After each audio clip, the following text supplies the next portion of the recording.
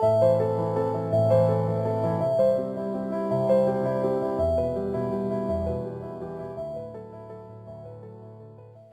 tajba, grazzi ħafna tal-li ġejtu, din hija d-disa taħdita ta' din is-sena akademika ta' dan il-proġett dwar it-tradizzjoni orali immexxi mid-Dipartiment tal-Malti bil-fondi ta' riċerka u bl-appoġġ ta' Klabb Kodba Malti.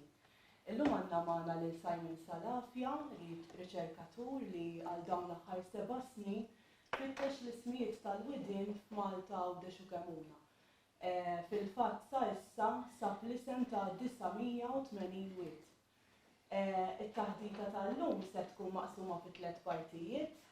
L-ewwel taqsima se tkun dwar kif jissawru t-toponimi li jinġabru minn fomm in-nies. It-tieni parti se tkun dwar is-sorsi orali u l-importanza fit-tfittix ta' aktar toponimi u l-aħħar taqsima il-kellim se jagħtina xi suġġerimenti dwar kif dawn l-ismijiet ma nitilfuhomx mill-memorja kollettiva tal-ġens Malti.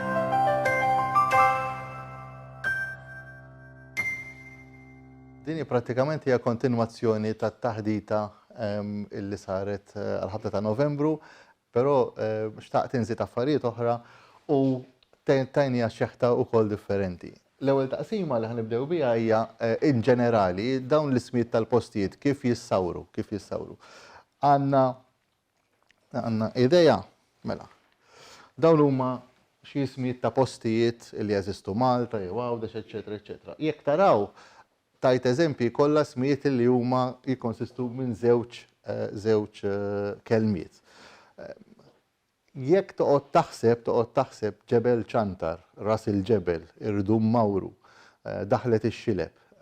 Jekk toqgħod taħseb kif jiġu l-ismijiet, tinduna u iktar ma tiġbor, iktar tikkonvinċi ruħek li tista' kull isem tista' taqsmu prattikament f'żewġ kategoriji. Biex jinġabru l-ismijiet, ħan nitkellmu iktar tard, biex jinġabru l-ismijiet l-iktar ħaġa proċess diffiċli, ġifieri, meta tfittex dokumenti u x'inhu huwa t-traskrizzjoni. Traskrizzjoni ġifieri, aħna rridu niftakru illi l-alfabet Malti huwa relattivament riċenti ħafna. Ġifieri, kemm għidu li intom 1900, l-standard li għandna llum 1931 fit-tletinijiet. Jiġifieri qabel kulħadd kien jikteb il-Malti fil-kuntratti kif jidirlu u kif jaħseb li hu s-sistema tajjeb u mill-ħsejjes li jisma'u. Ovvjament l-alfabet Malti fih 30 ittra, kif nafu, imma meta rridu nżidu l-ismijiet rridu nżidu bil-fors ittra oħra li hija iċ mingħajr tikka, għax ovvjament għandna ismijiet li huma konsidrati bħal kunjomijiet, bħal pereżempju ċantar, mhux tagħmel l-attikka ċantar huwa konsidrat bħala kuljum. Il-wied ta' Cremona. Cremona huwa kunjom. Ta' Ċini, Għawdex, ta' Kordina, ta' Ċappara. Ma tistax inti b'mod. Allura huwa ħanejdu hekk loġiku li żżid ittra oħra biex tkun taf eżatt kif tagħmelhom. U id-diffikultà illum hija faċli, però dan qegħdin l-ismijiet inġabru ħafna qabel ma kellna l-ittri l-alfabet standard. L-alfabet evolva, l-alfabet Malti evolva. Għandna ittri speċjali, iċ bit-tikka, l-ġ, z li għandha tikka, il-ħe li akka, il-ħe lajn, dawn huma affarijiet. U mbagħad terġa' inti toqgħod taħseb lajn fil-Malti hija għajn waħda, però fl-Arbi hemm 2. Allura il-ħe hija waħda fil-Malti, però fl-Arbi hemm iktar. Allura hemm varjazzjonijiet li diffiċli ħafna mbagħad għax kif jgħidu bl-Ingliż at the end of the day xi ħadd jrid jiktibhom, u trid tiktibhom bl-ittri li jeżistu llum. Daw qisu l-aħħar innaf qabel ma ġew miktubin bl-alfabet standard Malti, ovvjament iktar li kien tintuża l-iktar u l-eħfef hija l-ortografija Taljana. Ġifieri pereżempju Xewkija kienet tinkiteb hekk. Gerxija kienet tinkiteb hekk. Issa, hawnhekk jibdew id-diffikultajiet. Dil-kelma kienet tinkiteb hekk, mhux qed nippronunzja apposta, però mbagħad hawnhekk tidħol id-diffikultà. Dik il-kelma hija tal-ġidi jew tal-gidi.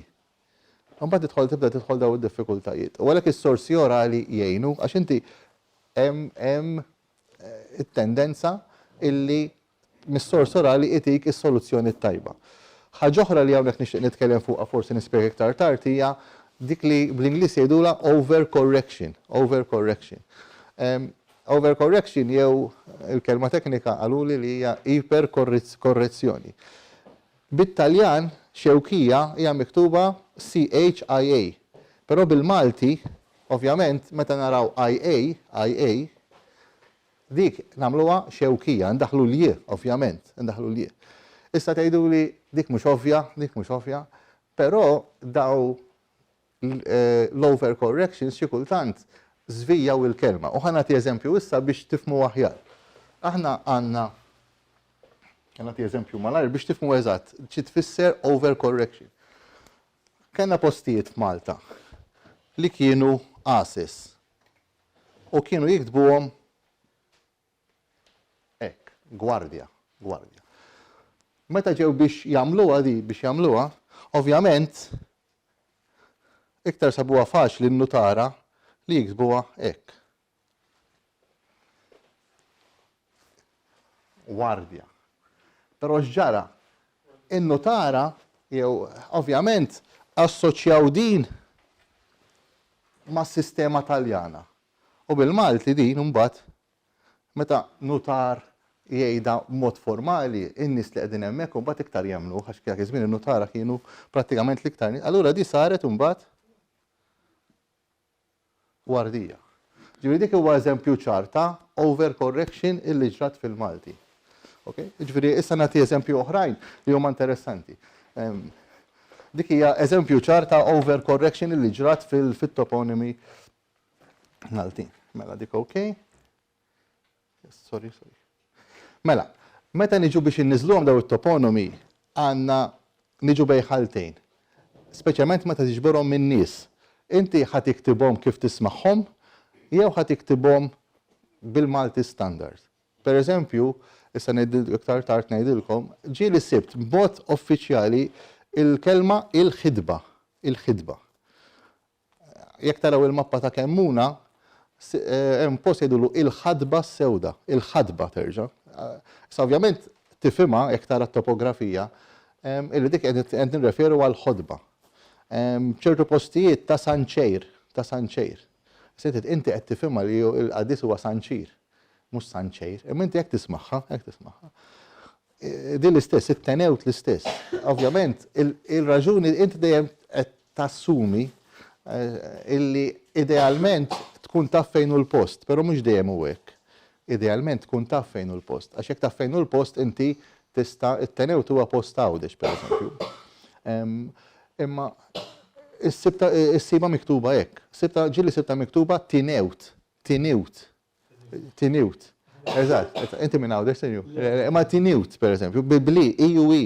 Ġifieri inti jiena meta qed niġborhom kif insibhom miktubin anke fil-forom dialettali qed inżommhom hekk. Għax inkella l-forom dialettali jintilfu. Hawnhekk huwa każ interessanti. Da nirrepeti affarijiet malajr illum kemm jista' jkun irid inħalli nies ħin għad-domandi. Dan huwa parti mill-Gazzetta tal-Gvern, issa ngħidilkom ir-riċerka tiegħi x'qed nagħmel, u fil-Gazzetta tal-Gvern ikun hemm miktub meta jirreġistraw l-artijiet b'mod uffiċjali jippubblikaw kollox. Ġifieri din hija nista' nagħtikom il-page m'għandix araw pereżempju kif il-ħabel sive ta' wid minn ġemma m'għandix tikka. Id-daħla tax-xari. Miktubin, ġifieri miktubin kif jagħmlu dik. Però hawnhekk hawn post interessanti ħafna ta' Sennek Lawn. Sennek Lawn. U inti tgħid Sennek Lawn di x'inhi? U l-ewwel speċi. Però dik hija bidjalett Sennek Law. Li hija Sannik Law. Issa meta tiġbor ħafna, mbagħad sa dik hija każ eċċezzjonali ġdid Sennek Law da żball żgur jekk taħseb. Imma din hija sors uffiċjali fil-Gazzetta tal-Gvern. Ovvjament, meta rreġistra l-art, dan il-notar semaħħa, da riċenti ta' nitkellmu ġifieri, semaħħa kif qalilu aħna hekk nafuha ta' Sennek Law. Meta ġi biex jiktibha, kitibha kif ħaseb li huwa tajjeb. Issa, ir-reġistru tal-artijiet beda f'Malta mill-1982 sissa jiena ġbart sas-sena 2000 kemm ta' Malta u kemm ta' Għawdex. Sas-sena 2000 ġbart kemm ta' Malta u kemm ta' Għawdex. Ġifieri fittixt fil-Gazzetta tal-Gvern sena b'sena u bej wieħed u ieħor Malta minn 54 lokalità toponimi minn 48 lokalità u hemmhekk kważi 3500 u Għawdex prattikament għalkemm huwa iżgħar ħarġu prattikament l-istess numru ta' toponimi. Meta wasal sas-sena 2000 ħadd deċiżjoni konxja ovvjament ma stax ikun nagħmel ta' Malta Għawdex f'daqqa għax tiġġennen. Allura qbad biss fuq Għawdex.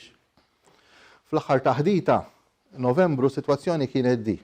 Sewa, sorry, din hawnhekk qed naraw isu kif qegħdin. Jiġifieri f'Malta sas-sena 2000 daħlu iktar minn 12,000 applikazzjoni. Minn dawk inti tiffiltrom u tuża biss dawk li fihom toponimi. Ismijiet ta' djar, jekk għandek pereżempju dar 23 triq il-Merħla r-Raba, dik għalija ma tinteressanix minn dawk. Interessaw dawk li huma ismijiet ta' Eliji, eċetera, eċetera. U Malta hemm isu 6,600 li fihom u Għawdex 4,600. Din hija s-sitwazzjoni tal-aħħar ta' meta kelli l-aħħar taħdita hawnhekk Għawdex. Ġifri Għawdex għajt għaddej fuq Għawdex biss għax ovvjament biex u iktar minn kważi 22,000 fuq Għawdex.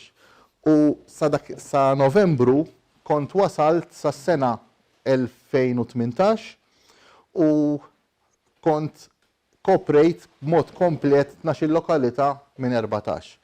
Dak kien sa Novembru. U mbagħad għamil daqsxejn sforz iktar u nista' ngħid kif qed taraw is-sitwazzjoni preżenti.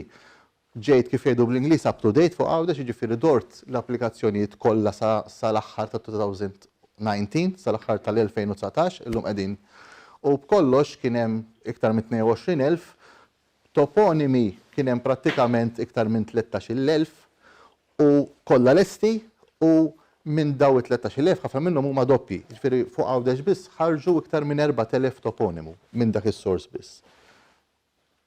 Issa, dik biex ngħidu daqsxejn kif wasalt ġifieri u dejjem tiskopri, dejjem tiskopri u dejjem iktar ma tiskopri iktar tinduna illi iktar ma tafx, mhux iktar li taf. Kull waħda kelma li hija ġdida iktar ma tafx. Issa, nitkellmu daqsxejn fuq it-tifsira.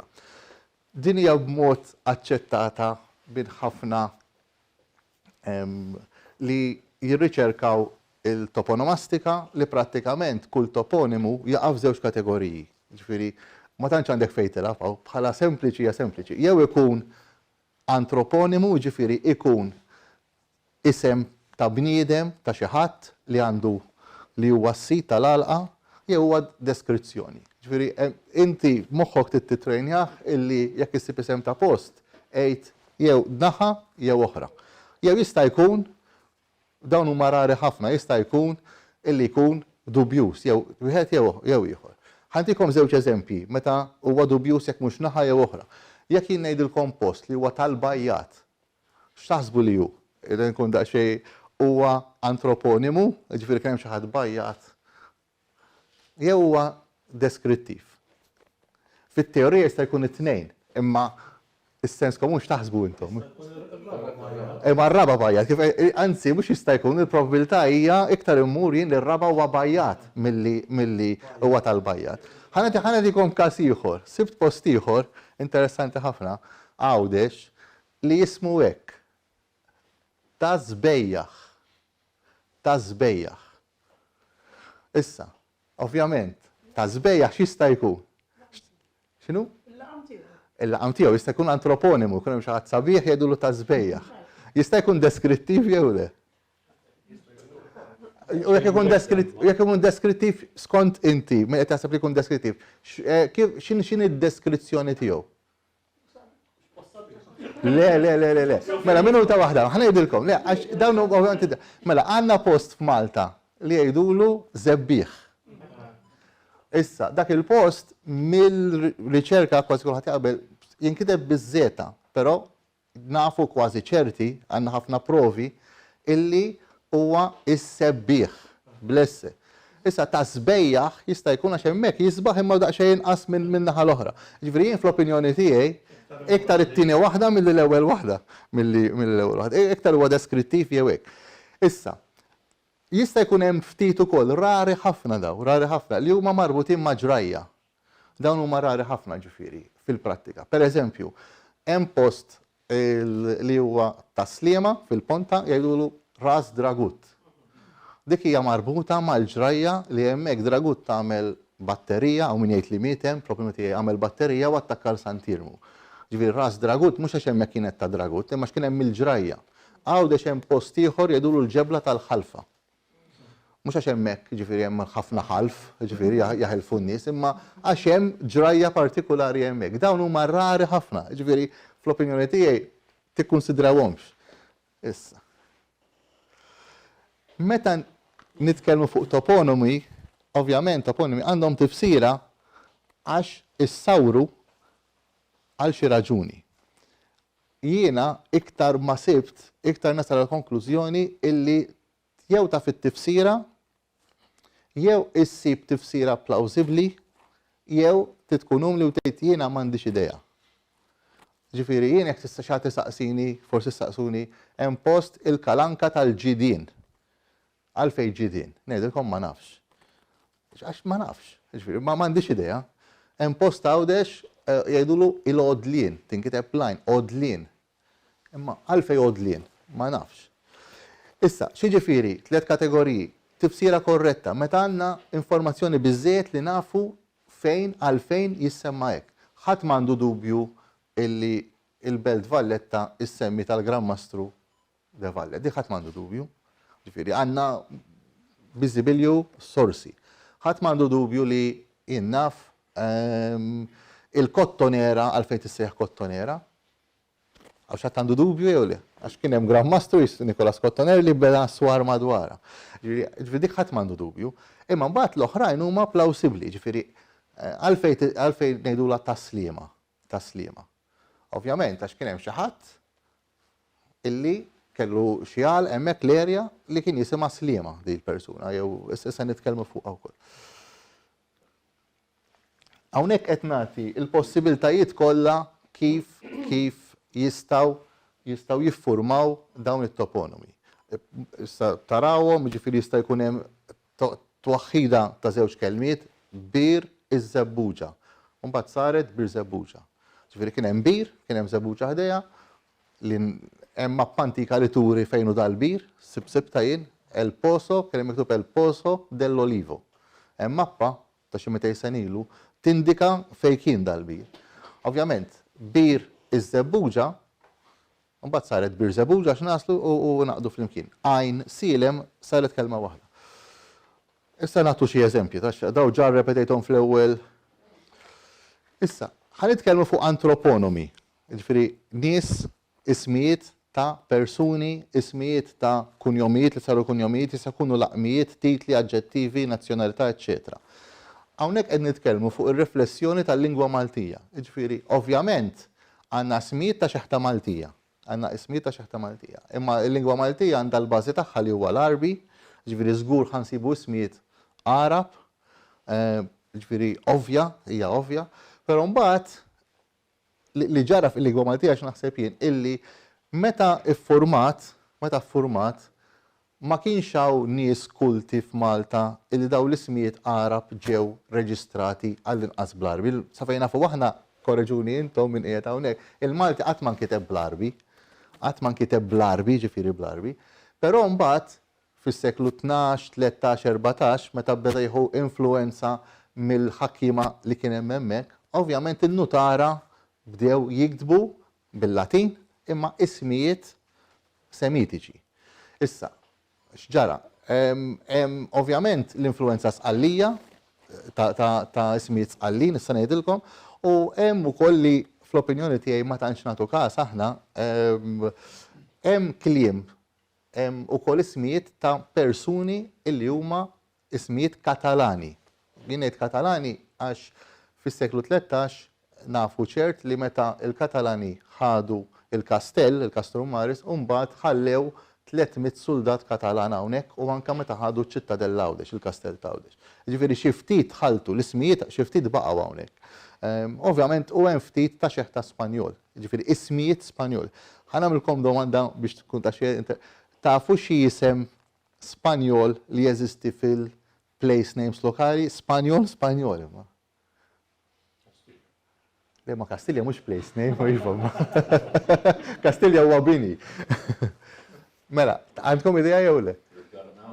Le, ġarnaw, le, il-kelma, jekk hemm eżempju klassiku biex kuriosità, huwa il-qaddis San Blas. San Blas, bit-Taljan jiġi San Biagio, hemm ħafna postijiet Malta, il-bajja ta' San Blas, jiġi l-kelma il-qaddis San Blas, Blas Biagio, ħadnija direttament mill-Ispanjol, qas mill-Katalan, San Blas. U sibt oħrajn imma oħrajn li huma iktar laqmijiet, imma jeżisti wkoll post Għawdex u anke qalu li laqam ħal-qormi li huwa Lola, ta' Lola. Hemm post Għawdex jismu ta' Lola. Lola huwa isem żgur Spanjol. Ma jistax ikun, però dawn huma eċċezzjonijiet. Katalan issa hemm ukoll, però ħan nitkellmu. Dawn huma ismijiet ta' xeħta Maltija, dawn huma ismijiet ta' xeħta Maltija. Ġifieri Kili, Kalċi, Ċikku, Madlin, Zabbetta, Luvir, Peppi, Ġolin, Liberatu, Ġammink. Issa, waħda mis-suġġerimenti li se nagħmel nista' ngħidha issa huwa li sissa sa fejn fien ma jeżisti l-ebda ktieb li jiġbor l-ismijiet kollha Maltin. Ġifieri hija riċerka li qatt trid issir. Pereżempju, ħanatikom eżempju jiena. Din naħseb ta' fuqha. Jekk jiena ngħid Ġiġa, jew isem Malti, jew ġista jkun Taljan ukoll, taġbi jisqalli wkoll, imma Ġiġa l-isem propja x'inhu? Luiġa, tajjeb. U jekk ngħidilkom Ġoma, għax jien qas nafa di. Ġifieri biex taraw kemm hemm riċerka xi trid issir. Jekk ngħidilkom Belin. Belin smajtuh bil-Malti? Belen ġifieri mara jew raġel Belin għalikom? X'inhi? U x'isemu Belen? Inti smajtu ġifieri. Issa jien qalu li dan hemm bniedem illi huwa minn Għawdex jgħix Malta għalli jiena Belin sibtu dan meta daw l-ismijiet mhumiex ismijiet li jiena sibt huma ismijiet ta' postijiet. Ġifieri hemm post jismu ta' Belin. Hemm post li jismu ta' Ġammink. Ġifieri Ġan Duminku ta' Ġolin. Mela Belin dar raġel qalli illi hu kellu tziju jismu Belin, it-tziju Belin, u ġej għal San Belinju. Belinju, hemm għaddi San Belinju. Ġifieri qed taraw kemm hawn affarijiet x'nistgħu nirriċerkaw. Id-diminuttiv qed naġġel biex nħalli iktar risposti. Marjanu, id-diminuttiv huwa Mrejnu, hemm post Għawdex li sibta Tamrejna, Tamrejna Għawdex, ta' Żdejru Malta, il-witt ta' Greiger, id-diminuttiv ta' Gergor, u Grejbla sibta wkoll Għawdex. Qed nerġa' nirrepeti, dawn mhux ismijiet li sibtin, dawn ismijiet ta' postijiet. Kull ma qed taraw hemmhekk huma ismijiet ta' postijiet. Mhux ismijiet ta' postijiet, ġifieri hija għalqa u għandi l-informazzjoni tagħhom. Interessanti, pereżempju Għawdex hemm ċertu eliqi anke Malta, ġieli sibta San Brinkat, l-alqa ta' San Brinkat jew San Brankat, u ġieli sibta fil-forma taljanizzata San Pankrazju. San Pankrazju. Bisqallin li huwa Paskwalin, Tmikki jew Tmikki illi. Tmikki jew Tmikki. Eżatt, għalhekk għamilthom it-tnejn għax it-tnejn aċċettati, hawn min jgħidek u min jgħidek. Jiena. Aħna propja. Inti miż-Żejtun, all right. Ħer Tmikki. Ija. Blemma ngħidu bħala dialett. Tmikki. Blemma. Mikki biss. Mikki.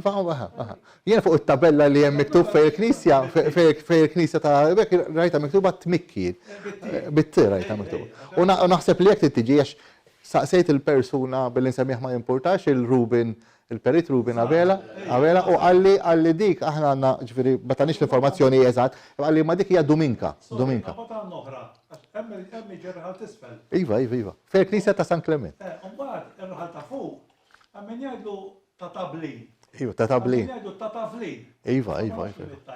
Eżatt.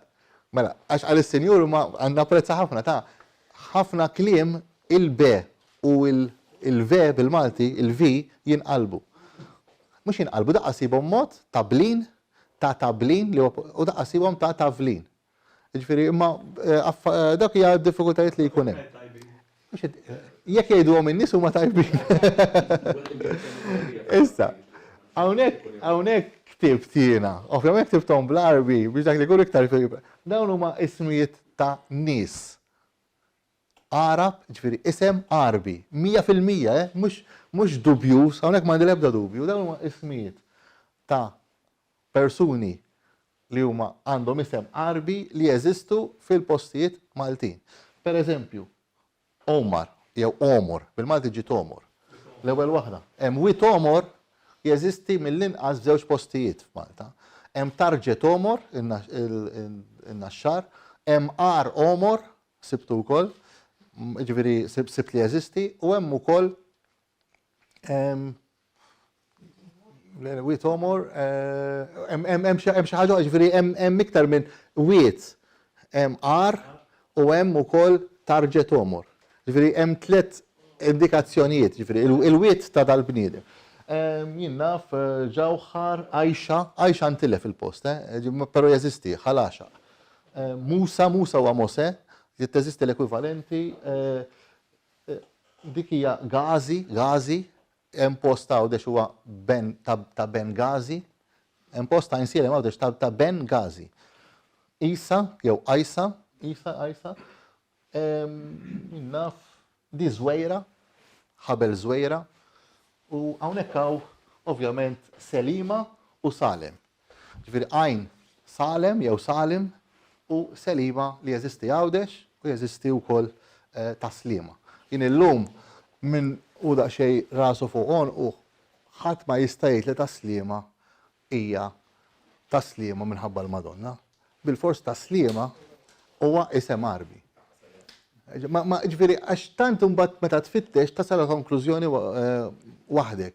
Ġifieri jiena llum min jgħidli Taslima ġiet hekk għaliex naħseb li kienu joħorġu bid-dajes is-sajjieda u kienu jgħidu Slima lik Marija meta joħorġu. Ovvjament, dik jiena nikklassifika bħala folk etymology li hija tajba ġifieri teżisti, però ovvjament mhijiex hija folk etymology kif jagħmluha. Għandna l-kelma Randan, interessanti l-isem Randan, Randan huwa l-verżjoni Maltija li ħadna mill-isem Ramadan. U Randan jeżisti f'tliet postijiet f'Malta, ħabel Randan li Żurrieq. M'għandix id-dettalji għax inkella nimlilkom raskom. Imma jeżisti wkoll Sqaq Randan l-Imġar Malta u Wiet Randan Randun bil-dan fejn Manikata. Meta tgħid li hemm Wiet Randan, ħabel Randan u Sqaq Randan, għaw xi ħadd mill-Imġar hawnhekk bil-fors huwa isem, ma jistax ikun xi ħaġa oħra. Ok, mela. U ma neskludix li hemm iktar, però hawnhekk hawn għall-inqas jinsibt kliem biżejjed li jien għandi l-konfidenza totali li dawn huma smijiet Arab. Issa, hawnhekk ħanibdew nagħtu xi ismijiet daqsxejn strambi. Hemm post kif qed taraw viċin il-Fawwara jismu Qar it-Turkija. U ħansaqsi lilkom, x'taħsbu li tfisser Qar it-Turkija? It-Turkija, taraw b'mod taljanizzata qiegħda daqsxejn. Hemm xi idejat? Eżatt. Le, hija mela, ħanispjegaw daqsxejn hawnhekk. Mela, jien ħanati raġuni plawsibbli, ġifieri mhux qed ngħidilkom dit tajba, imma r-raġuni li ħanati huwa plawsibbli. Aħna għandna l-isem Malta u għandna il-kelma. Wieħed minn Malta huwa Malti u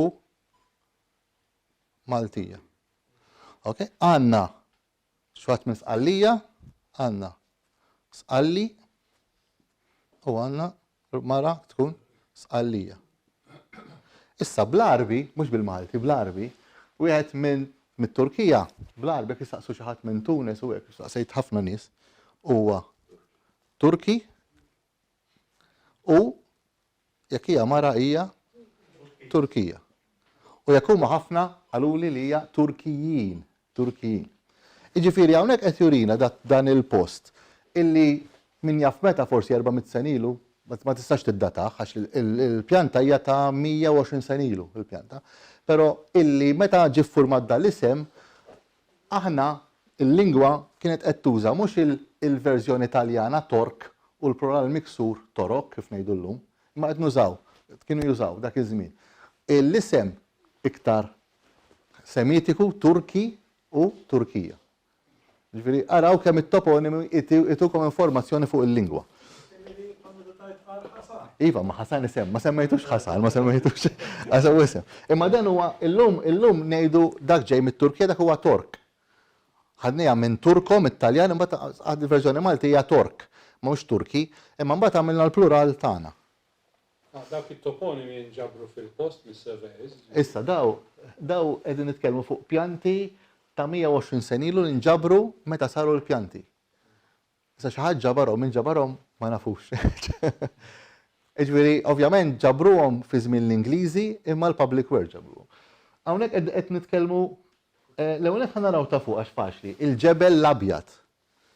Issa jekk hawn aġġettivi li jintużaw fit-toponimi huma dejjem l-abjad u l-aħmar. Għawdex hemm il-ġebel l-aħmar. U għaliex il-ġebel l-abjad? Kif qal is-Sinjur għax hemm ir-raba bajjat. Il-kelma tisfer iktar interessanti, il-kirkni. Il-kirkni. Għadkom idea xi tfisser? Ġużi jabżgur. Kerkenna. Kerkenna, mela, proset, anzi, jiena nixtieq li tgħiduhom intom biex ovvjament ngħid mela għandi raġun. Le. Mela, il-post huwa Kerkenna u hija gżira fit-Tunezija. Min jiġi mill-Kerkenna kienu jgħidulu Kerkni, imma propja bil-Malti huwa Erqni. Fid-dizzjonarju huwa bil-Q, ġifieri, il-Erqni. Ġifieri hawnhekk l-art kienet tippartjeni kienet ta' xi ħadd minn hemmhekk, il-Erqni. Issa, ħanadu għal-iktar. Di sibta wkoll fawdex, vera interessanti, di l-aħħar tal-Awsri. Għandkom idea xi tfisser? Għandkom idea tal-Awstri xi tfisser? Le. Mela. Le. Mela. Ħanejdilkom ma ġużi wkoll ħares lej ġużi għax ibqa' ċert. Il-kelma Maltija li tintuża għal pantallerija hija Awstra. Awstra.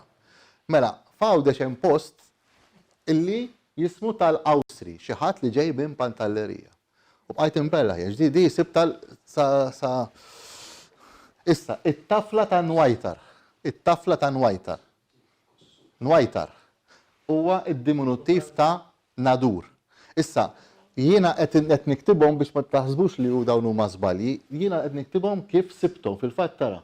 Porzjoni raba magħrufa bħala it-tafla ta' Nwajtar fil-kontrada ta' Għajn Amar. Sive ta' Gawdor jew Gajdor. Dik eżatt kif sibta jien. Ġifieri, Nwajtar huwa d-diminuttiv ta' Nadur u t-tafla għawdex hemm iktar. It-tafla hija post tafli ovvjament li hija għolja żgħira, jgħidu lat-tafla. Dik tfisser. Di l-iktar ħaġa interessanti, tarħajjel l-adira. Di sibta f'post viċin iż-Żurrieq. Issa, il-kelma raħal. Jiena nixtieq naġel biex nħalli ħin għad-domandi u il-kelma raħal jeżisti f'ħafna postijiet għalija u jeżisti f'ħafna iktar postijiet ġewwa Spanja. Waħda mill-affarijiet li jien nixtieq nagħmel forsi Bernardettu wkoll titħajjar illi sa fejn nafin għadu qatt ma sar paragun, comparison bejn it-toponimi Maltin u t-toponimi li jinsabu speċjalment Arbin li jinsabu f'Andalusija, f'Ispanja, eċetera. Ġifieri huwa jkun studju interessanti ħafna. Issa, irħajjel huwa d-diminuttiv ta' raħal. Biex ngħidha malajr, raħal fit-toponomastika ma jfissirx villaġġ, ma jfissirx lanqas. Ifisser kif qed inti stage, waqfa iktar biex tistrieħ. U dan it-toponimu jurik mhux 100%, jurik 200%, forsi 300% li hemmhekk tfisser waqfa. Tfisser post fejn tistrieħ. Għax aħna l-irħula tagħna dejjem ikun raħal u ġeneralment isem. Fejn kien jistrieħ dak il-bniedem. Per eżempju, raħal lija, raħal mula, raħal muxi, raħal dejjem l-isem. Issa, li raħal ġdid, ħaġa oħra, raħal ġdid huwa kompletament modernissimu fejn qegħdin ngħidu. Le, raħal huwa mela, raħal huwa post fejn kienu jifqu meta kienu jiraw. Mela, x'jiġri li ġara kien f'Malta, illi meta kienu jiraw f'dak il-post ġeneralment kien imur mula jira, ġeneralment, qed noħodha hekk. Allura dak il-post huwa l-post fejn jieqaf jieħu daqsxejn mistrieħ mula u sal raħal mula, u bad sar ħal mura. ħal dwin għal Aldwin, Edwin, eżatt. Iżveri dak ġeneralment ħafna mill-ħura li għandna il-kelma raħal huwa isem ta' bniedem. Imma hawnhekk hija għadira. Ġifieri hawnhekk żgur inti ma tiqafx biex tibni razzett, biex tibni villaġġ, biex tibni xi ħaġa fejn l-għadira. Ġifieri hawnhekk il-kelma raħal qed turina il-ħsieb oriġinali warajja li hija waqfa l-mistrieħ. Ħanejdilkom di, mhux ngħidilkom il-raġuni, hija interessanti ħafna li f'Malta Wettinger, Stanley Fiolini sab ħafna postijiet bil-kelma raħal. Però f'Għawdex ma jeżisti il-kelma raħal ma jeżisti imkien. U hemm raġuni. Issa, mhux se ngħidilkom ir-raġuni, għax qed niżviluppa, imma tant sib toponimi f'Għawdex illi qed kważi nikkonvinċi ruħi għaliex. Imma stennew ftit u da xejn paċenzja. Imma ir-raġuni hija issa mhux għax Għawdex ma kinux jiraw, imma Għawdex il-kelma raħal sissa ma deret imkien fl-ebda dokument. With biljun. Għalfej, xi tfisser kelma biljun?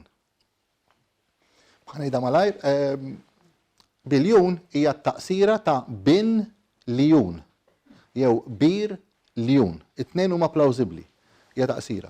Saba Wettinger u Wettinger saba bin lijun, u għaw min jgħid ġifieri sorsi orali, nista' nsemmiha u tagħna l-idea illi Anton F. Attard personalment li qalli li huwa bir lijun, it-tnejn huma plawsibbli, imma Wettinger sa preferenza waħda biss. Issa, ta' Barnaw, bl-istess argument, l-ewwel nett ta' Barnaw smajtu bih jew le. Imkien. Ħal qormi jien ma nafx fejn huma il-post jinstab ġifieri, nafu fejn hu. Le, ta' Barnaw huwa isem talqa. Ta' Barnaw Bir Arnaw. Arnaw huwa isem Katalan li tfisser Arnold. L-istess ħaġa Ġarnaw. Ġarnaw huwa wiet ġnien Arnaw. Daw ġifieri jiktib żewġ artikli mhux għal xtibtom jien, ġifieri imma din hija ċerta.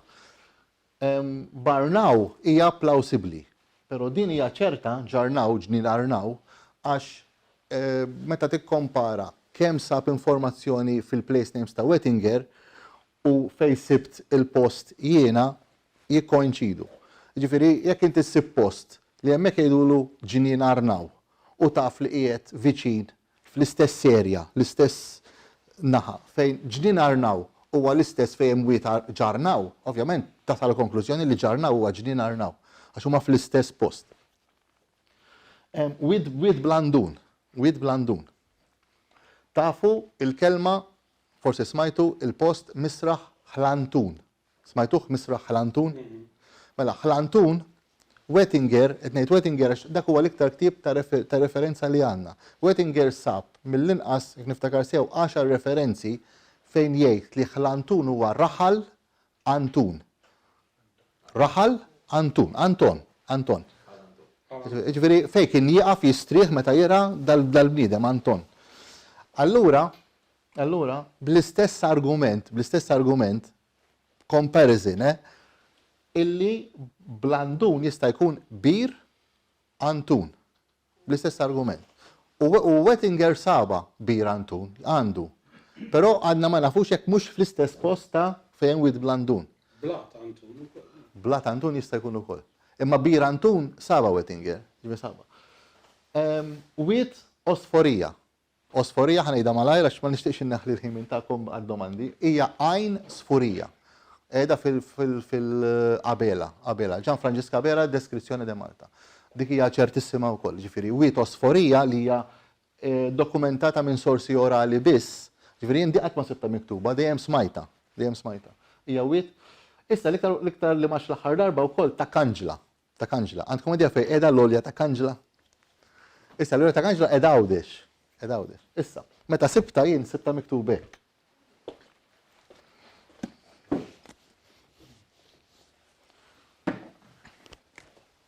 Sibta miktub hekk. U tagħmel sens, Qed nitkellmu fuq dokument ta' 160-170 sen ilu. Kanċila. Hekk sibta miktuba.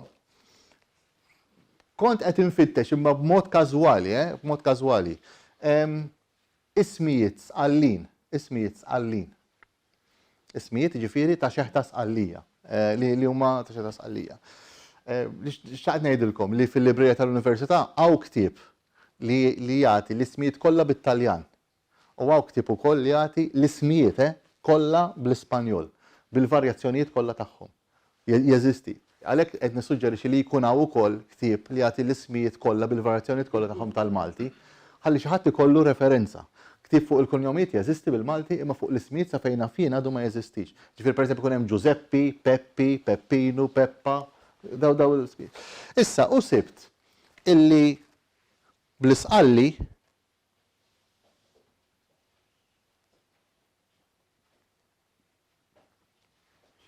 Angela sibta miktubek. Hawnhekk hawn isu apostrofu biex tgħid li hija gutturali. Angela. Allura il-konklużjoni tiegħi plawsibbli hija l-olja ta' Angela. Imma huwa xeħta iktar. Però hawnhekk huwa overcorrection.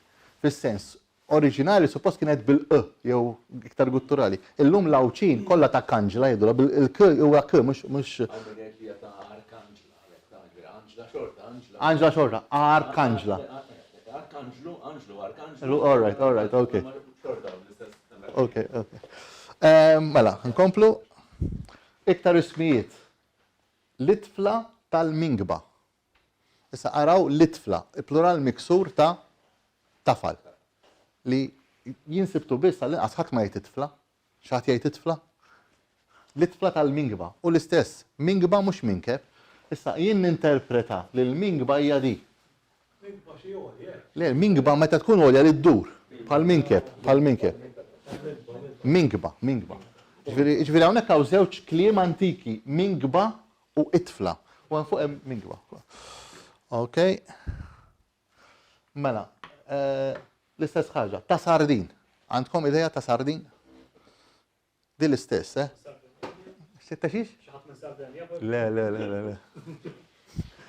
Ta' sardin, ok, once tkun tafa kollox faċli. Le, laqas. Ta' sardin, hemm post ieħor, wiet sardin. Hawnhekk viċin iż-żurri, dal-isem intilef sa fejna fien. Wiet sardin. Hija il-kelma Taljana ansaldino. Ansaldino, anqasruha u tiġi saldin. Min saldin l-L sir R, x'iktar faċli, il-likwidi dejjem jinbidlu. Iktar kliem antiki. L-imġieles, għawdex, in-naħa ta' jekk niftakar sew in-naħa ta' żebbuġ, wit il-faħam, Malta, għaliex il-faħam, x'taħsbu? Il-faħam, anka kulina jtija, il-faħam hija kelma oħra li tfisser mushrooms. Żewġ affarijiet. Fi ktieb sitt tfisser mushrooms. Faqqih. Imma faħam ukoll tfisser xewk li tagħmel sens ukoll. In-nies qabel kienu jiġbru x-xewk il-ħatab biex isaħnu wit il-faħam. Akkulina jtija bħala xewk, ħatab. Tal-bħajra. X'tifhmu biha? Eżatt. Issa tagħmel sens li l-art ikun jisimha tal-bħajra? Tagħmel sens, Ammira. Issa jien qed ngħid hekk għaliex? Għaliex jista' jkun di sibta bħala plawsibbli, jiġifieri, bħala ħaġa plawsibbli. Issa jiena ma morx fuq il-post, imma nista' nsaqsi lil hawnhekk jagħmlu ħafna dollieħ bettieħ hemm ħafna ilma, però fl-istess post hemm post jgħidulu tal-adira. Tal-adira. Il-qala għawdex. Allura, jekk jiena, m'għandix l-informazzjoni, però jekk jiena nsib li tal-bħajra huwa fuq l-istess post li hemm l-għadira, ovvjament xi fisser? Ifisser dik hija kelma antika li tfisser għadira. U hekk tfisser għadira. Jista' jkun iva jista' jkun le. Ok. Il-baħrija. Iva, baħrija wkoll. Baħrija mhux propja tista' ġifieri xanta tal-baħar baħrija bl-arbi sewa. Imma dik hija mal-bħajra. Il-bħajra l-art l-ilma. Iva, l-ilma. Le, ma il-bħajra l-art titħaf nilma. Għandek iżżomm fuq l-art tajba Għal-wili, le, jiena at this stage, dik qed possibilità. Is-sinet tarbijaj, is-sinet hija kelma antika li tfisser, is-sinet tinstab għawdex biss. Ma sibt libta post Malta li għandu s-sinet, irbijaj hija l-plural ta' raba. Li ma tintużax, soltu wiċċ raba, bżewġ biċċiet raba, pero kif sibtajin, is-sinet tarbijaj. Ġifieri, bl-Ingliż tiġi tifhimha parcels of land, parcels of land. Il-bija il-flus u koll. Ma tamilx sens, ma tamilx sens tal-flus. Inti jista' jkollok is-sinet tarbijaj, ma tamilx sens, le. F'Malta tantaw postijiet bil-kelma raba, għanna robba, għanna ruba, għawdex ukoll, għanna robu, għawdex ukoll. Ġifieri hija raba bil-fors. Ma tamilx sens li huwa flus hemmhekk. Iktar plausibli, eżatt. Issa, ktibt is-sena 1575. Et niktib let postijiet għaliex, għax grazzi għalhekk qed fadal ħafna ċisi, grazzi għal tnejn min-nies, u nixtieq insemmihom għax bis-saħħa tagħhom stajt insib daw jien. Mela, f'dik is-sena x'ġara f'dik is-sena fl-istorja ta' Malta? Ġiduzina. Issa, grazzi għal Prof Stanley Fiorini għamel transcription totali bil-Latin ta' żjara ta' Dużina. Sejn Latin ma nifhimx. Però grazzi għal person oħra, Anton F. Attart, għaleb mill-Latin kull ħaġa li għandha x'taqsam mawdex ma' żjara ta' Dużina. Ġvidaw jeżistu. Ovvjament, wieħed en lill-ieħor u mbagħad it-tieni ktieb en lili biex ġbar daw l-ismijiet. U sibt is-snejjed ta' dbiġi. Is-snejjed ovvjament qatt ma sibta qabel huwa id-diminuttiv ta' sinet. Sinet. Issa sinet ġieli tinkiteb bit-te bid-de. Jien għażajthom kif sibthom, għax issa is-snejjed ta' dbiġi, issa is-sinet ta' brażi. Issa ta' brażi x'taħsbu? Aħjar ngħidilkom ħallu ma tilfu żmien. Isem, huwa isem. U x'taħsbu li ju? Mela.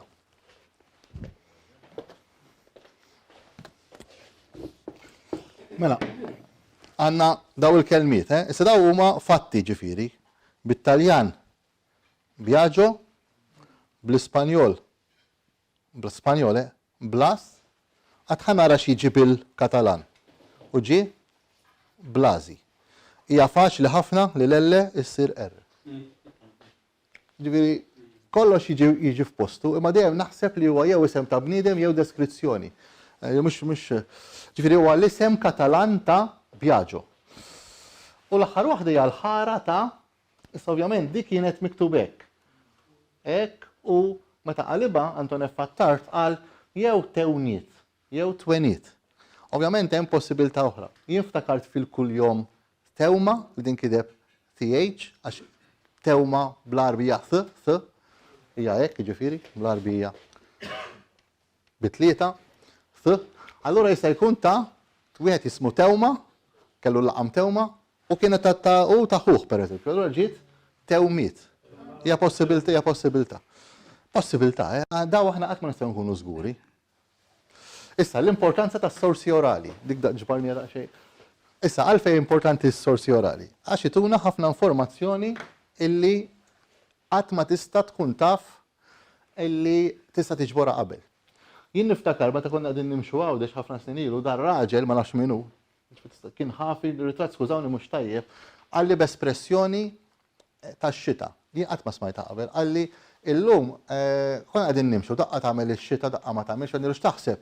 Ħatagħmel xita ħataħsilna ġifieri konna lejna ħatar-ramla. Għalina tinkwetawx komplu imxu għax illum ix-xita naħna ngħidula tan-naħal. Tan-naħal hekk qalli. U bqajt niftakara sal-lum, għalli xita tan-naħal. Għatlu xi ġifieri xita tan-naħal. Għalli le għalli speċi daqqat ftit, tieqaf, ftit, tieqaf. Ek għalli li, jien qed ngħidilkom x'qalli. Imma jien xita tan-naħal għalli. Għalfejn importanti. Tista' tinduna bi żbalji minn mapep uffiċjali. U nista' ngħidilkom li hemm ħafna żbalji minn mapep uffiċjali. Pereżempju hemm post kemmuna jgħidulu fuq il-mapep uffiċjali l-emiri, meta suppost jiġi imnieri. Hemm ħafna żbalji. Tista' wkoll għajnuna għal traskrizzjoni tajba li inti tista' tkun għajnuna għal toponimi li ma jidrux fil-mapep, tkun ta' affarijiet oħra, u ovvjament jista' jkunu l-unika sors biex issib postijiet ġodda. Ħanati xi eżempji. Dan huwa wiet li huwa il-wiet viċin l-imselliet, fejn il-wiet ta' sejkla. Sa minnu riċerkatur bħali, ma inti ma tkunx taf il-postijiet, minn l-ewwel qed nixtieq ngħidilkom, sors orali biex ikun tajjeb irid ikun persuna. Irid ikollu dawn l-affarijiet.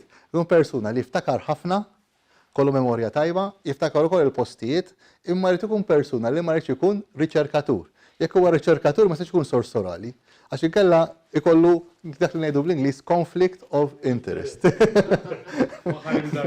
Jiena darba ġużi kien preżenti għamilt taħdita l-mosta fuq il-widin tal-mosta. U qatt kelli qalbi mimlijat illum narak ma' xi ħadd hawnhekk li jaf bil-post tarġet omor. U kif kien hemm kulħadd hemmhekk kien hemm forsi xejn kif qegħdin hawn, qatt hawn xi ħadd li sema' b'tarġet omor bil-mosta. U l-uniku wieħed li olla jdejh kien li nafu ħabib tiegħi Steve Borch. Konna naf li mhux bil-mosta jien. Ovvjament u kien jaf għax fela l-mapep bħali u għal sema' bih għax kien riċerkatur. Mhux għax semaħħa minn in-nannu jew in-nanna, ġifieri l-uniku wieħed li kien jaf kien bħali għax fittex. Dan il-wiet, ovvjament, jiena ngħidlu l-wiet ta' sejkla.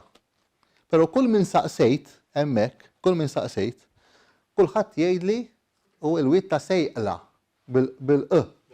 Issa ovvjament billi l-mapep huma antiki li ġara kien illi qabel il-k kienet tagħmel tirreplaceja il-e, il-q.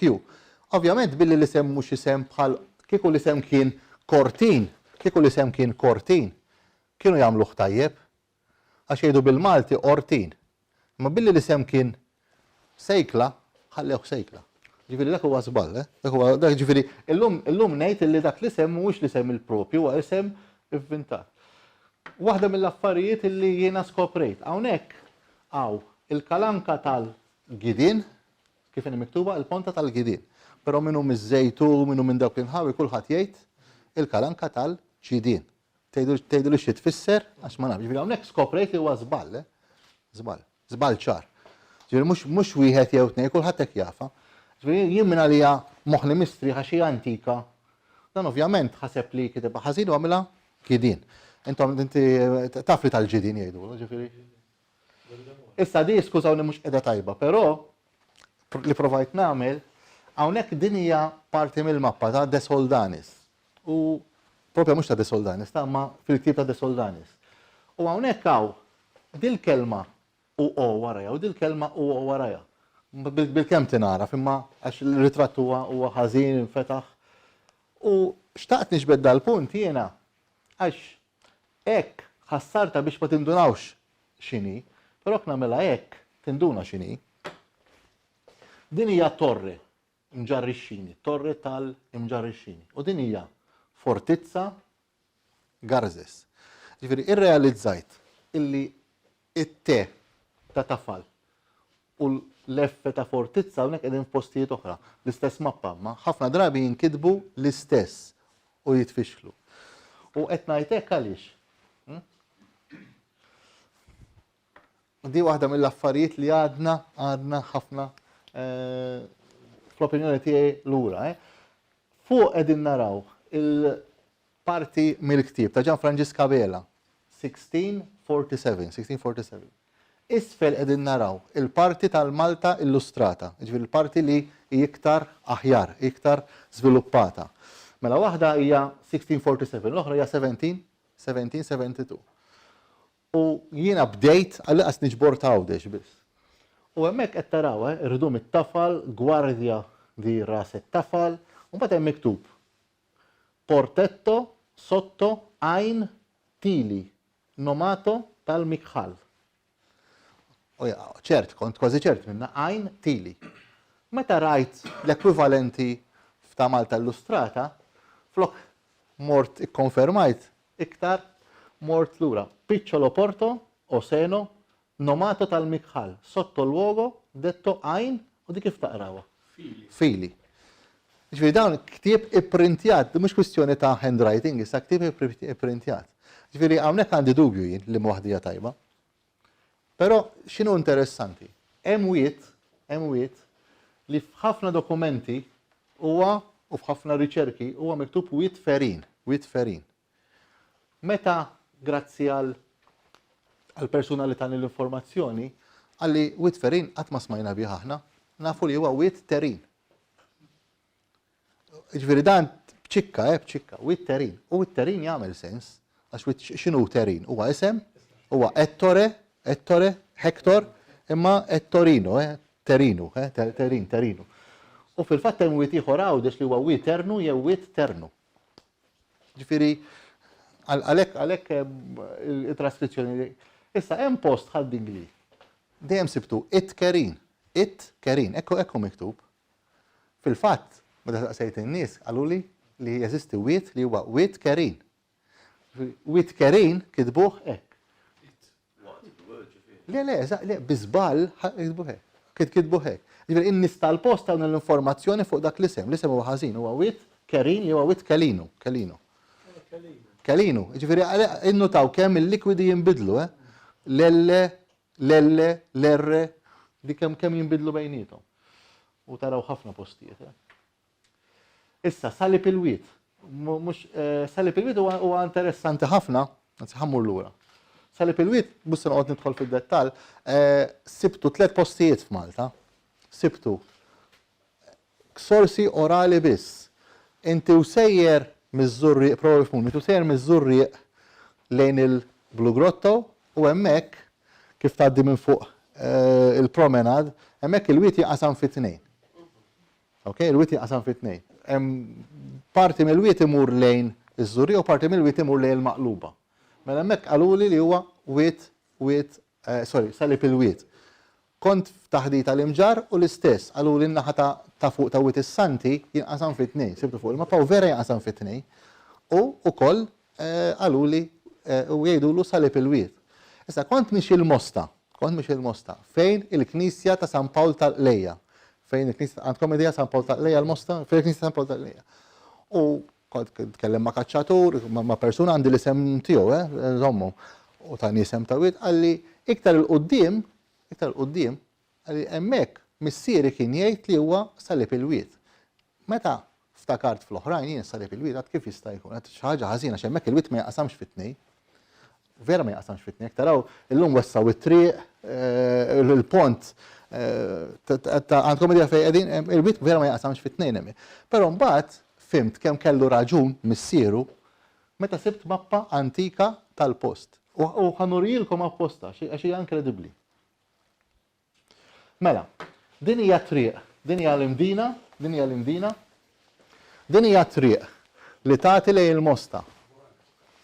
Issa di triq li tagħti lejn il-Mosta, qabel it-triq prinċipali ma kienx tgħaddi kif tgħaddi llum law li roundabout tal-wiet taqlejja. Fil-fatt hawnhekk kien wiet, u fil-fatt għadu wiet. Meta tagħmel ix-xita jaqleb. Okay? Dil-parti dan huwa Chadwick Lakes, wiet taqlejja. Di triq minn hawn sawa da teżisti. Jekk tmorru tiftakru minn Chadwick Lakes, hija da teżisti. Li kienet taqgħad dil-parti bil-wiet taqlejja għal wiet ieħor, Ġifieri hawnhekk hija żona ta' srieda il-Mosta, minn fil-Mosta. Ma hawnhekk kien propja letteralment wiet. Illum saret triq u reġgħu iktar wessawa. Ġifieri hawnhekk letteralment kien salib il-wiet. Ġifieri vera kien salib il-wiet hemm. Illum ma tarfux, illum ma tarfux. Fil-fatt jien għandi kurżità, mhux daqs kurżità, meta nbena dak il-pont hemmhekk, meta nbena dak il-pont, il-bridge ġifieri, meta nbena dak il-bridge. Ija, fuq iżjed, ija. Nizla l-ġalwit l-erja. Ija. Xallu fil-kantunija fejn hemm il-cash barriers. Imma illum ma tindunax li hemm żewġ widin jingħaqdu flimkien. Imma it-tarf ta' dak il-wit fejn ġista li, eżatt fil-kantuniera fejn hemm il-cash barriers. Iva. Lejja, minn hemm baqbiċċa minnu dak il-wit. Li għandek raġun. Il-wiet hija triq illum, minuta waħda. Illum il-wiet hija triq, Jekk tinnota illum il-wiet, it-triq il-prinċipali ta' Buqana biex niftehmu, illum hija l-wiet. Din hija hawnhekk jekk tiftakru sew hawnhekk minnhom il-post dik li possedula il-Madonna ta' Buqana li tiġbed lej ta' qali biex niftehmu. Iva, le, di triq sħiħa hija il-wiet. Kienet hawnhekk immarkata wiet. Għalhekk qed ngħid. Issa, biex ma ndewwimkomx, dawn huma kollha smijiet ta' widien li jinsibtom minn sorsi orali, qatt ma sibtom fuq dokumenti. Wit konda, tgħidu li xi tfisser, wit infern jeżisti għawdex, però minn għaddan qed titkellem wit infern Malta jien. Il-wit ta' ċejċa, jekk hawn xi ħadd jaffejnu ma jgħidli, għalqasna il-wit ta' ċenes ma jtubih, il-wit ta' Ġanninu, ta' ċenes. Ma il-wit ta' ċenes huwa l-oppost minn Marsa Xlok, huwa San Pawl il-Baħar. Il-wit ta' Koronja, il-wit ta' Mazzora, il-wit ta' Venuta, il-wit ta' Ladira. Dawk huma, qatt ma smajtu bihom ovvjament. Issa, dan interessanti, il-wit ta' Deċesri, tal-Busuf u tal-Masklu jiena sibtom minn ktieb li kwota sorsi orali. Li nista' nikkwotax illum ma ġiex ma kellimtu kemm il-darba huwa l-ktieb li jismu ta' Natalino Fenek kif dieb il-kamim. Dak jiena ġbart l-ismijiet kollha minn dak il-ktieb. Ġifieri dawn huwa indirettament minn sorsi orali, però qatt ma sibtom, qatt ma sibtom. Ta' Venuta huwa Għawdex, għax hemm l-irdum ta' Venuta. Issa, suġġerimenti, hawnhekk ħanieħu daqsxejn suġġerimenti. Mela, ħanieħu daqsxejn noti, x'ħenu bħalissa. Hawnhekk suġġerimenti li xtaqt ngħid huwa dan jien. Bdejt b'din il-ħsat huwa kbir u l-ħaddiem huma ftit. Għaliex qed ngħidlek, għax hemm ħafna x'isir, u vera ħafna x'isir. L-ewwel ħaġa hija, l-ewwel possibilità hija l-ismijiet u l-laqbijiet Maltin u Għawxin. Per eżempju kif qal is-Sinjur ta' ċenes jafil xi ħadd ma sarx lok.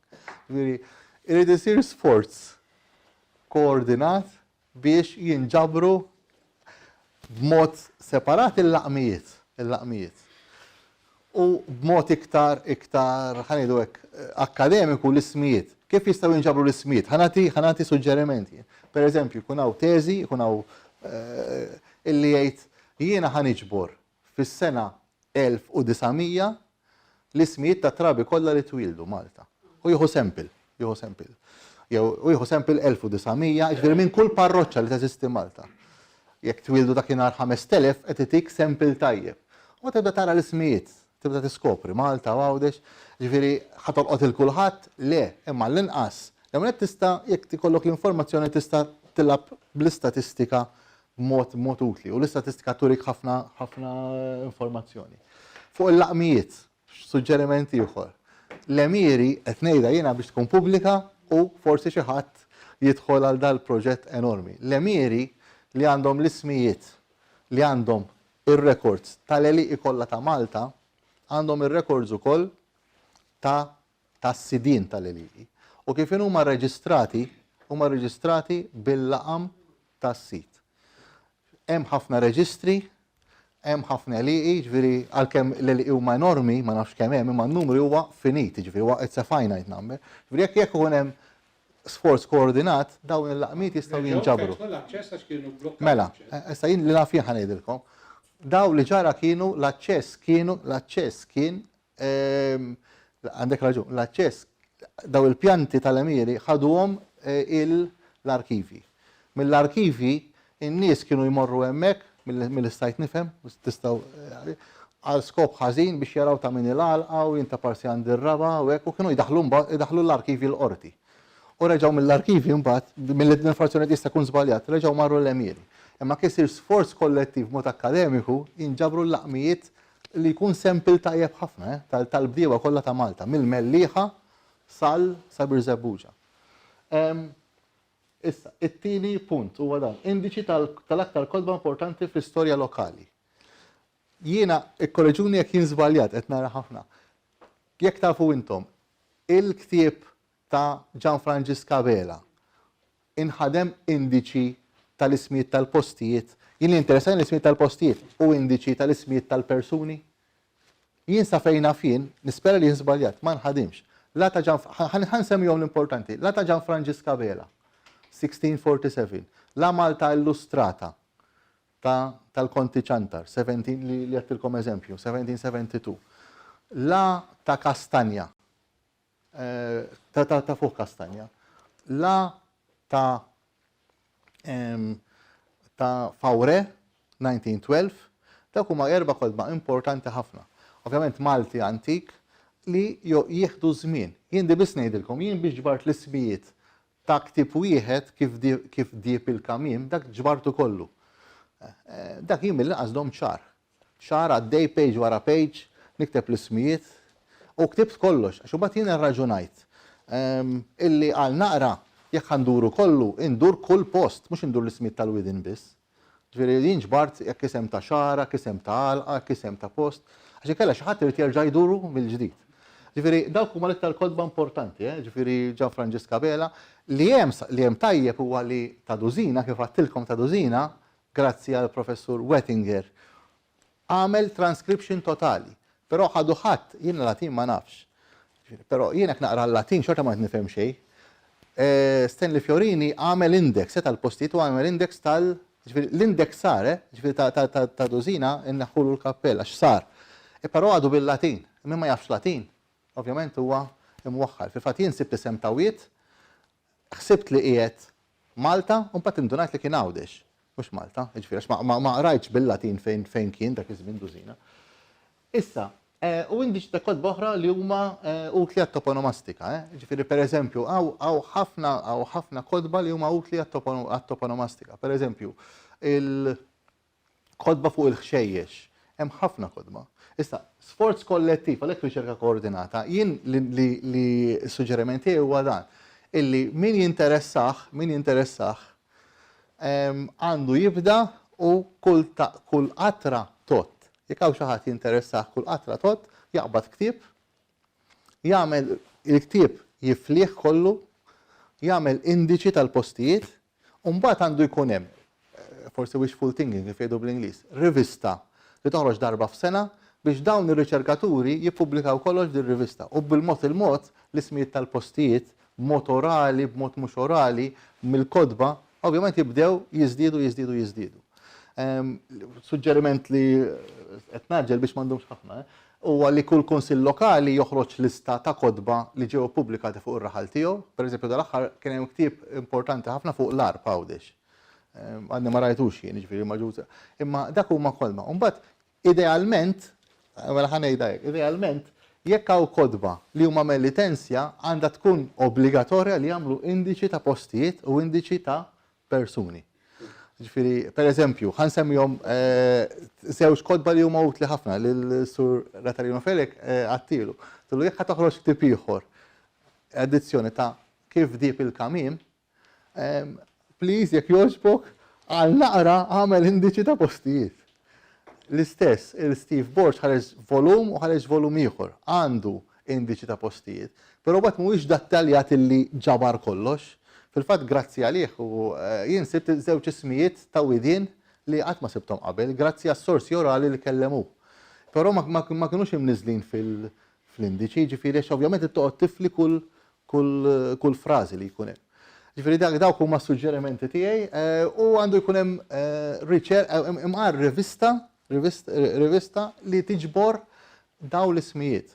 Pereżempju, xi teżijiet jistgħu jkunu tnejn min-nies iduru l-iktar nies anzjani tar-raħal tagħhom u inniżlu b'mod orali kull ma trid huwa dan inti l-isem ta' dawn iż-żewġ persuni, listi ta' postijiet u tkun taf timmarkom fuq mappa.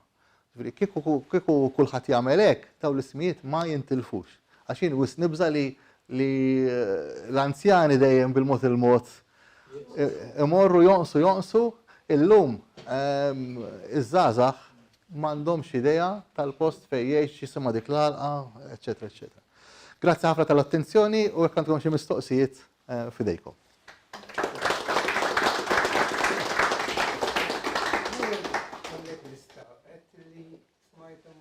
Dejva, il-rabat, Iva, li naffej.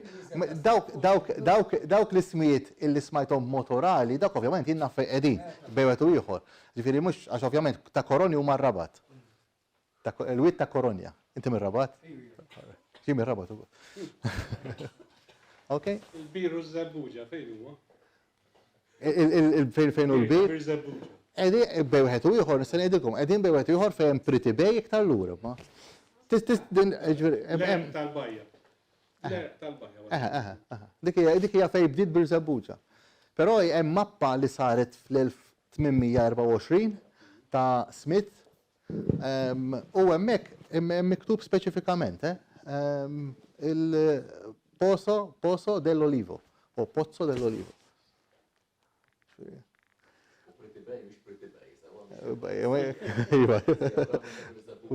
Il-ramla ta' Bir Zabbuġa, eżatt, ta' Bir Zabbuġa, ekku.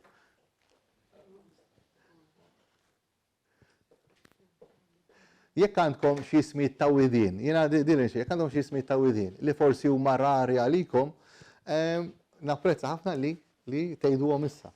Ħalli forsi faqqax xi wieħed ġdid. With il-mans għawdex. Ejja, smajtu.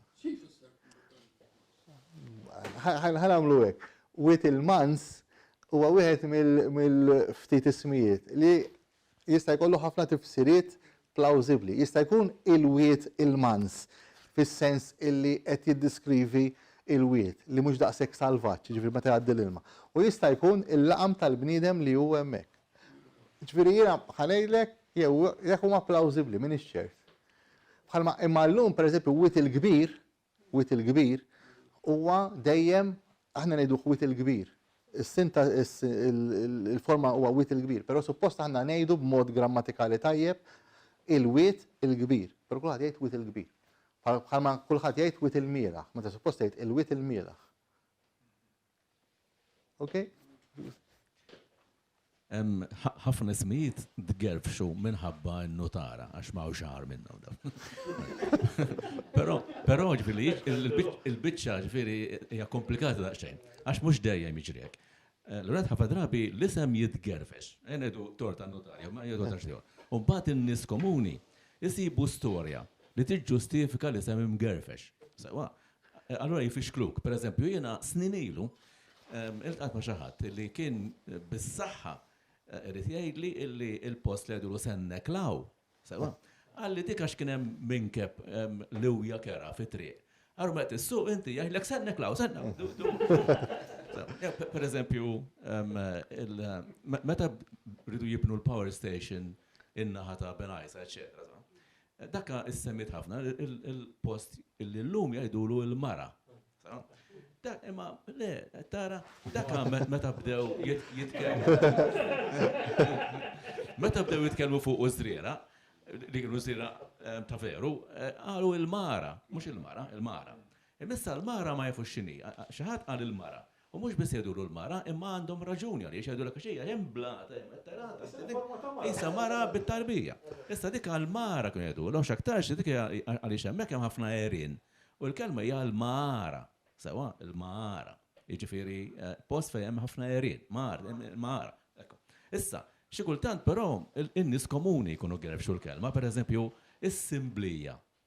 Is-simblija ngħidu aħna hemm jidher ċar illi dik il-proprjetà tan-naħa tar-Rabat, eċetera. Dik kienet il-proprjetà ta' l-Assemblea della Santissima Lampada, xi ħaġa ġifieri għax il-lampiera u jkollu iż-żejt ix-xema dejjem tixel. Rrid il-flus biex ikollu żejt. Għallu kienu jieħdu l-qbiela ta' ċertu postijiet. Anki jidhirlu hemm simblija oħra Naxxar. Għax kien hemm l-Assembleja Nazzjonali ta' żmien il-Franċiżi, sewa ġifieri ma naħsibx li kien in-notar li l-Assembleja għamel assemblija, sewa ġifieri u naħseb li anki il-gwardija naħseb li kienet it-tendenza tan-nies komuni għidu gwardija u mhux gwardija pereżempju. Imma biex allura nirdu nqogħdu attenti għax irridu nużaw il-ġudizzju tagħna, sewa mhux sendu il-kelma oriġinali raħla tfisser vjaġġ. Ekku. Per eżempju, f'dak il-kitba importanti tal-ħimjarja, sewa, jgħid bejn Malta u Siqallija merħla waħda. Jiġifieri vjaġġ wieħed.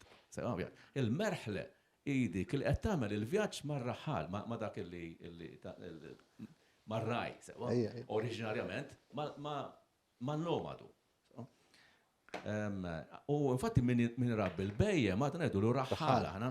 U għat jgħidu n-nis tal-irħula rmaħħala, le, dak ma raħlin. Sewa, raħħal u mela ġifieri il-kelma raħal għandha ġiġ taqsam mal-bejja, m'hemm sens ta' vjaġġ. Ta' vjaġġ, ekku. Nipprova nifhmu ftit, illi dari il-bedwi, għax bedwi kollox jew bedwi minn bedwin ukoll ġejja minn nasa. Meta kien jara il-merħla, it-tinet, il-borom, in-nisa, it-tfal, dak ikun reħlu. Sewa, da reħlu, reħli nerħel bih. Sewa, il-vjaġġ kollox ġifieri. Issa dil-ħaġa illi reħlu li qabel kien jimxi u bit-tinet eċċetera, sar tal-ġebel waqaf. Dik ma saritx Malta, ma saret fis-Qallija. Fis-Qallija kien ġi l-bedwi l-ewwel. U minn jimraħ l-emmula u reħlu li kien jiġri bit-tinet issa sar postijiet. Ma fat Qallija, hemm postijiet li huma qasam huma art, wieqfa sewa li huwa r-raħal ta' dak u r-raħal ta' li huwa rakkal, eċetera. Mela dal-fenomenu f'Malta ġi diġà jfisser post il-proprjetà ta' xi ħadd, għalhekk huwa ir-raħal tal-hija, ir-raħal ta' Safi huwa isem, sewa għandu x'aqsam mal-pesta li ma' Mustafa, per eżempju, il-kelma Mustafa tfisser imsoffi, Mustafa, mistaġeb imsoffi. Mela wieħed Safi, u l-ieħor imsoffi, Mustafa u Safi. Mela ġifieri il-post diġà huwa marbut mal-art meta ġie Malta. Allura l-irħajjel tal-għadira jista' jkun xorta nitkellmu fuq post, mhux post fejn tieqaf tistrieħ. Insomma, però ġifieri ikun hemm il-verżjonijiet. Ħana naqru x'inkella ma naqafx. Le, ħanaddi kumment. Għandu raġun fis-sens, ġifieri, illi inti kif tinterpreta hija l-interpretazzjoni li jagħti. Ovvjament, inti taqra minn hemm, tieħu sors minn hawn, tieħu sors minn hawn. Issa, aħna waħda mis-sorsi li aħna ma ħadniex minnha fuq il-kelma raħal, nitkellem speċifikament fuq il-kelma raħal, hija dejjem kif adottaw il-kelma raħal ġewwa Sqallija. Għax nafu li l-Arab l-ewwel ikkonkwistaw Sqallija, mbagħad minn Sqallija attakkaw il-Malta. Dak huwa fatt li jagħmlu hekk.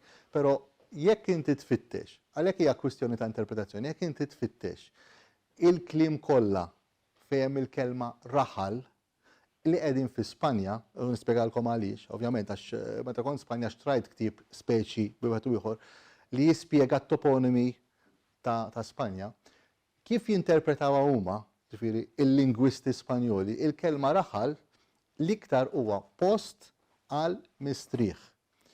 Post fejn jifu kif qed jgħid bit-tinet u dawn l-affarijiet. Issa, fi Spanja biex nispjega overcorrection ukoll, biex xi tfisser overcorrection u kif għandna overcorrection aħna fil-Malti wkoll. Għax dik hija waħda li fl-ewwel din qatt. Issa, oriġinarjament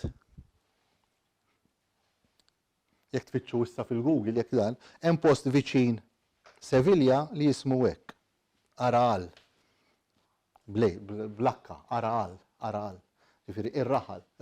Però f'ħafna mill-postijiet illi għandhom il-kelma raħal fi Spanja u dija ċerta xem minna f'30, 40, 50, billi kienu jaħsbu illi l-Ispanjol ġej mill-Latin.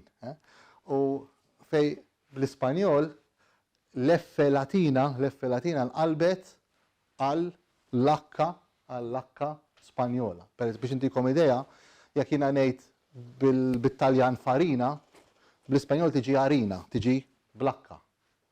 Farina tiġi harina, iħo tiġi filjo, insomma. Allura, għamlu overcorrection. U hekk huwa, għamlu overcorrection. U ħafna mill-postijiet fil-Spanja li huma raħal saru Rafel jew Rafal. U dik hija overcorrection. Ġifieri in-notara jidna fin-notara mhux qed nitkellem hekk, ġifieri dak huwa l-isem illum, dak huwa l-isem illum.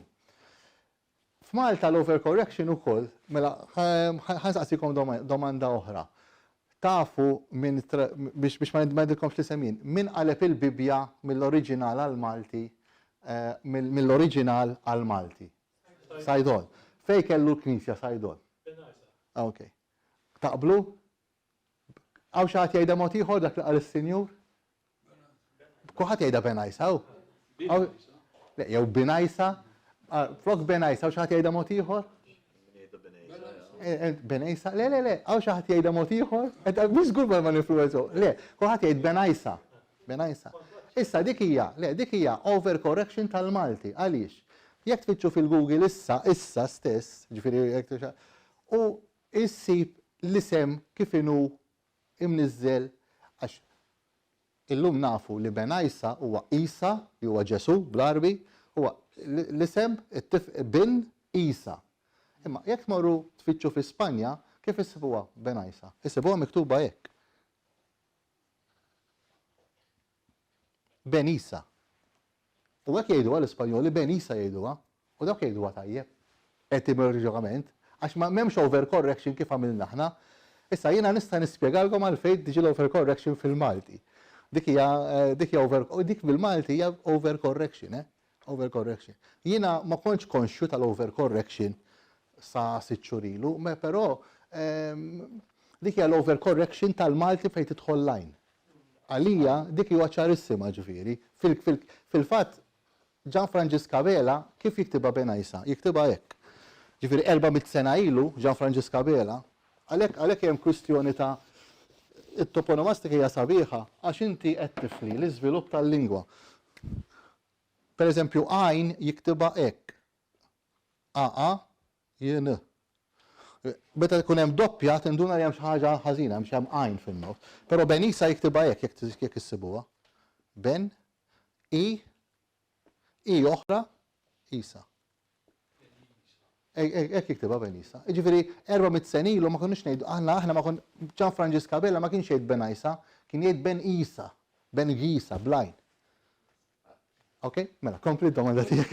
San Blas, veru kien San Blas għaddejt jew inkella xi korruzzjoni ta' San Blas huwa isem ta' qaddis imma ħadna l-verżjoni Spanjola aħna. Ħadd ma jgħid hemmhekk ħamorru nomu fil-bajja ta' San Biagġu. ħamorru nomu fil-bajja ta' San Blas. Imma qaddis San Blas huwa qaddis orjentali. Orjentali, U l-għadira ta' Sarraflu. Iva. L-għadira ta' Sarraflu. Veru li għadira ta' Sarraflu jew Sarraflu. Mela, is-senjur sa' domanda interessanti ħafna. Jiena eddis f'dal punt li nixtieq huwa li niġbor it-toponomi, li tiġbor it-toponomi. Il-fażi li jmiss u bat tipprova tagħti l-interpretazzjoni. Ġadna lura ħafna biex niġbru t-toponomi li għandna. Issa, jiena sanna biex nwieġeb id-domanda tiegħek, ġieli sibta miktuba kelma waħda, Sarraflu, u ġieli miktuba San spazju Raflu. Issa li mit-tajba ħankun onest ma nafx. Għamil jgħid Sarrafel ukoll. Iva. L-għadira ta' Sarrafel. Rafel, iva. Imma jiena li nixtieq huwa li niġbru biex ma jintilfux. L-interpretazzjoni hija suġġettiva. U jien kif għattilkom, jekk jiena ma nafx, tittejt ma nafx. Jekk jiena għandi soluzzjoni, ngħid din hija plawzibbli, ma nix hija tajba, ngħid din hija loġika. Jekk għandi ħafna informazzjoni ngħid mela din hija tajba. Imma tliet postijiet jista' jkollok. Ġifieri jiena ħanejdlek ma nafx. Għas ngħidlek plawzibbli dik, għax sissa ma sibt l-ebda knisja dedikata San Raflu hemmhekk. Għarak tgħidli pereżempju għawdex San Blas. Soldanis jikteb li kien hemm knisja dedikata San Blas, fejn San Blas, jiġifieri hemm raġuni plawsibbli. Tifhem? Okay? L-ewwel semmejt post jismu Ħaber Randan. Ħaber Randan, hija. Ġeografikament xi tfisser ħaber? Le, ħaber tfisser raba, ngħidu ħaber raba. Tawwalija ġeneralment. U ħafedilna li x'għawdex ħanejdilkom. Jiena, mhux se ngħidilkom illum, għax ovvjament mhux kwistjoni taqbad tgħid sentenza, tgħid ċertu affarijiet tibni. Jiena llum nasal biex nifhem għaliex għawdex m'hemmx il-kelma raħal fit-toponomastika, Però ma jfissirx jiġifieri li ħadd ma kien jira l-bejjem, ma jfissirx illi ma kienx hemm raħħala jżommu l-bejjem. Issa, l-interpretazzjoni tiegħi biex ma ngħidx ma tilkomx, l-unika ħaġa li l-kelma raħal ma setax taqbad hawnhekk fl-opinjoni tiegħi mhux qed nagħti l-loġika tagħha hija illi id-daqs tiegħu ma kienx jippermetti illi xi ħadd jistabbilixxi ruħu hemm hemm u raġuni oħra hija illi għawdex tantu żgħir li meta kien jiġi attakkat min naħseb jien, imma dik hija ġifieri opinjoni mhux li min kellu l-bejjem kien għaqli biżejjed li kien dejjem għall-irdoss tar-Rabat u viċin il-Kastell, ħallek jiġi attakkat għal qas daħħalhom ġewwa swar. Però jiena qed ngħid x'naħseb jien. Però r-raġuni allura kienu jistrieħu, naħseb li kienu jistrieħu wkoll. Però dik ħaqqa ġifieri. Jekk nista' ngħid xi ħaġa Apodin, jiġifieri l-Awġejn mhux għax kienu għaqlin, imma kienu marbuta li jmorru Rabat. Ukoll. Ma seta' jiġifieri ukoll. il-parroċċi l-antiki ta' Rabat huma ferm iktar moderni minn ta' Malta, għaliex ħafna żmien wara meta l-biża' mill-attakki tal-Furbani ċeda xi daqsxejn, illi aċċettaw illi morru l-barra mir-Rabat u jieqfu hemm ix-xewkija l-ewwel li. L-parroċċa dawdu xi xewkija. Però jien qed ngħid. Dan huwa prova oħra ta' kemm il-kelma raħal hawnhekk f'Malta tfisser post fis diġà, ma ġejja minn mhux minn ir-raħal ta' xi ħadd. Jiġifieri peress li ma kienu impeduti milli jistabbilixxu ruħhom, irridu bil-fors jorqdu fiċ-ċittadella jew ir-Rabat. Ma setawx jiżvolġi dan dak il-kunċett ekku. Autocorrection jew kbira hija kelma Hypercorrection. hija kelma binġemma, Binġemma m'hemmx ġibu li huwa binġuma. Għaw plejer tal-futbol jisimhu Benzema, dak hija binġemma. Ġimma li se tħal manna Domenico, xogħol nhar ta' ħadd Domenico, għal-Mislem hija l-ġimgħa. Allura l-ġimgħa huwa isem ta' raċel. Għandna binġemma Malta, binġemma Għawdex, fi dak imma peress li ġimgħa ma jafux, għallu li hija ġemma u ħafna ġemma minni. Però ħansaqsik domanda ġifieri għax ovvjament hemm ħafna xi jsir. Għandna referenza antika forsi fit-tix Fwettinger jekk jew Stelli Fjorini li sab jekk ma ġiex għad dokumentata ġumma għax tagħmel sens tal-li qed tgħid jiġifieri. Ma tafx, eżatt. Lex għandu raġun fis-sens jiġifieri. Jiena waħda mill-affarijiet li nara stamp huwa l-isem bin ġemma.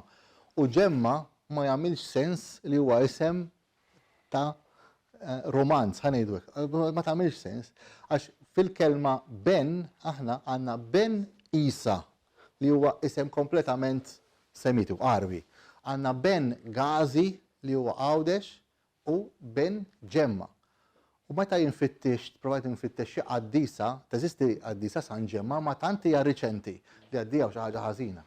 Grazzi tal-ġumma. Benzema u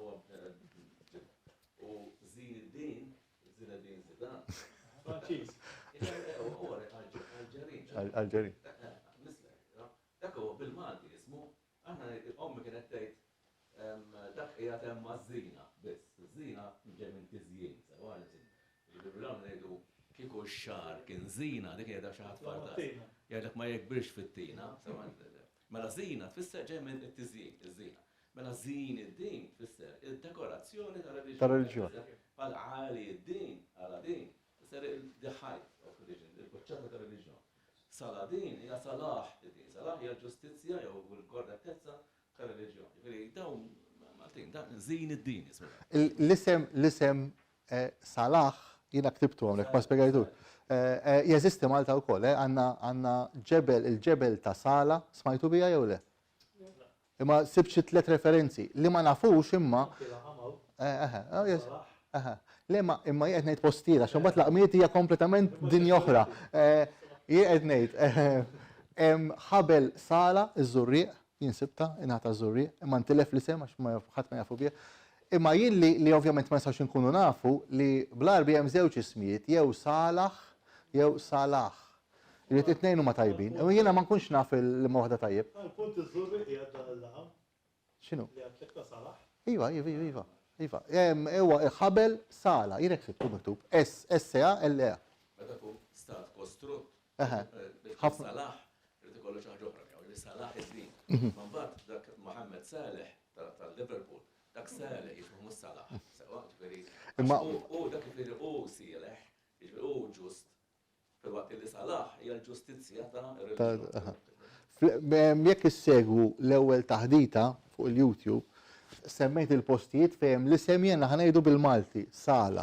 Pero huwa ċarissimu li huwa isem Arbi. Li ma sax nkun naf jekk mhux Sala jew Salah.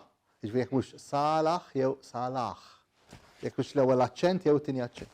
Isem ta' post interessanti, imma mhux wiet. Ex il-ħita. Iva, taf bih. Dik hija kelma oħra interessanti, ex il-ħida. Ex, ġifieri hawnhekk qed adult hija il-kelma antika li tfisser bejta. Bejta. Fil-fatt aħna fil-Malti għandna l-kelma maxxex. Bl-Arbi jekk xi ħadd jaxxini qed itini x'niekol. Bħal ma l-asfur ikun maxxex, ikun qed iżoqquh. M'għandux għaxxa tal-lejl. Sajmi l-ħaġa proset ħafna kemm ta' it-taħdida u kemm ta' darba ta' qabel jan taffaxxinani. Sorry, jena dal-offejt jaffaxxinawni ġifieri u vernu pjaċir nismaħħom. Ħanerġgħu fek murdax il-għara San Blas. Inti għed li din hija referenza katalana sewa? Le, Spanjola. Spanjola. Skużani. Hemm iktar eżempji ta' Klim Spanjol? Ta' toponimi fil-Malti li fil-fema tiegħek huma ta' nisel Spanjol? Mela. Bħala l-iktar eżempju ovvju huwa l-isem San Blas. Huwa l-isem San Blas bħala isem.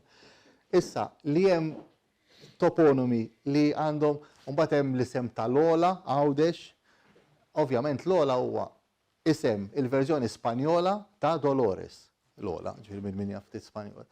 Però mbagħad l-iktar fil-Malti għandna bħala toponimi għandna 3 ismijiet li huma purament ta' Katalani, li huma Arnaw, ġnien Arnaw, li sar Wied Ġarnaw, illum, ġifieri Arnold, għandna l-isem Dalmazju, li huwa Wied Dalmaw, dokumentat ukoll, illum sar Wied Dalam, ġifieri Wied Dalam, u għandna Angaraw, Wied ġnien Ingraw. Ġnien Ingraw, Angaraw. Dawk it-tlieta huma ismijiet Katalani. U llum li semmejt jien li huwa plawsibbli, li huwa Brazi flok Blasi. Issa fil-lingwa Maltija, darba tajt taħdita fuq ir-radio fil-lingwa Maltija, però għandna fl-opinjoni tiegħi għax hija suġġettiva, għandna kliem li ġej mill-Katalan ukoll f'Malta. Kliem, ma mhux toponimi, kliem. Per eżempju, nagħti eżempju illi ġifieri għandna kliem li daħal direttament mill-Katalan li huwa mill-Katalan għax inti il-Malti ma tantx għandek fejn titfixkel ta' ġifieri jew kelma ġiet mill-Arbi. Issa l-Arbi jew l-Arbi pur jew l-Arbi tal-Berberi. Ġifieri dik hija jew ġej mill-Isqalli, jew ġej mill-Katalan, jew ġej mill-Ispanjol, ma Katalan u Spanjol huma ftit ħafna. Però għandna kliem li ġej mill-Katalan. Forsi għandna ħanejdu 15-il kelma, forsi, naħseb jien. Per eżempju, waħda minnhom hija l-kelma il-verb fega. Fega, F-E, jifga. Bil-Katalan huwa ofegar. Mbagħad jieħu jiena dan laqatni, jiena għext Katalunja, jien laqatni dan qabel mortem imma rajt ktieb tal-biografija ta' Magri li kien ġeżwita Magri, fakruni x'ismu. Manuel Magri, dak patri ġeżwita ieħor minn hija Patri Gigo kiteb il-biografija ta' Manuel Magri u Manuel Magri parti mill-istudju tiegħu mar post u qiegħda nistgħu ftakib mar post jismu Tortosa li huwa f'Ispanja, border eżatt hija Katalunja hemmhekk. U kiteb hu għal hawnhekk ovvjament għal hemm ħafna kliem illi il-mod kif jispjegawh huwa ħanejdu hekk, bil-aċċent Malti.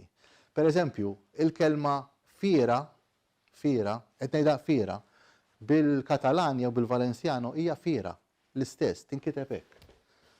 Tinkiteb hekk. Ġifieri jekk xi ħadd jaqra dil-kelma, xi ħadd jaqra dil-kelma bil-Katalan, dik hija fira. U tfisser fira, tfisser ġifieri fira ġeneralment meta jkun hemm xi exposition u l-affarijiet.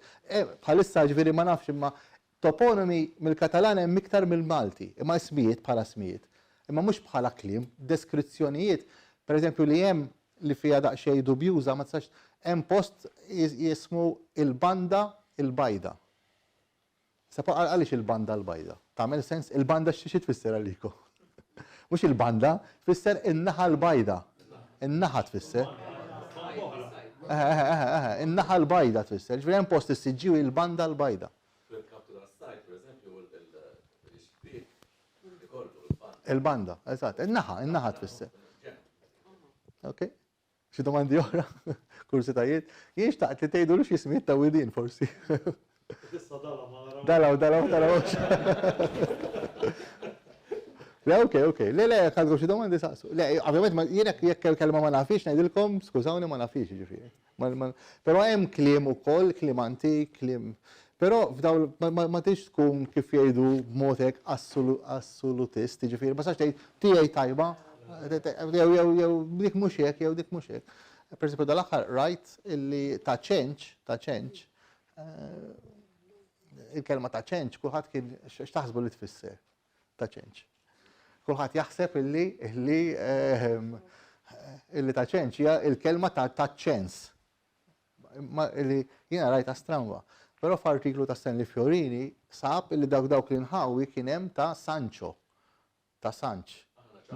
Ta' ċanċu. U bat saret l-esse saret ta' ċanċ.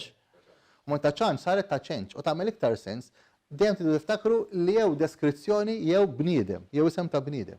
M'hemmx fejn tilab iktar.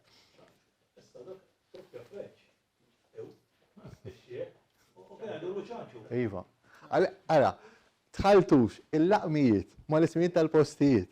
Għal din raġuni biss. Għaw kodba tajbin f'Malta, fuq il-laqmijiet.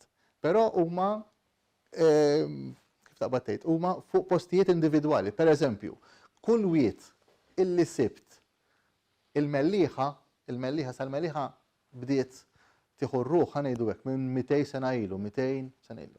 Ġifieri ċertu bniedem illum madux magħna Jimmy Muscat mill-mellieħa ġabar miet madux magħna. Għadu ġabar il-laqmijiet kollha tal-imġar. Imma ġabarhom mod sistematiku, ġifieri, ġab is-sors u darhom paġna u ġabarhom b'mod sistematiku. Kull wiet illi sibt jien il-mellieħa, il-wiet ta' Putirjola, ġifieri il-wiet ta' Duda, illi qalu lin-nies u ċċekkjajtu mal-laqam, sibt li l-laqam jeżisti. Però qatt m'għandek tagħmel bil-maqlub, il-wiet ikun wiet ta' xi ħadd u tgħid mela jista' jkun laqam qed li hu laqam. L-ewwel traf il-laqam, u mbagħad il-laqam mill-laqam tgħid mela il-wiet x'inhu li huwa laqam, imma mhux viċi versa. Ġifieri mhux għax jekk insib wiet ta' xi ħadd ta' isem stramp, jien nista' ngħid huwa laqam, nagħmel ħażin.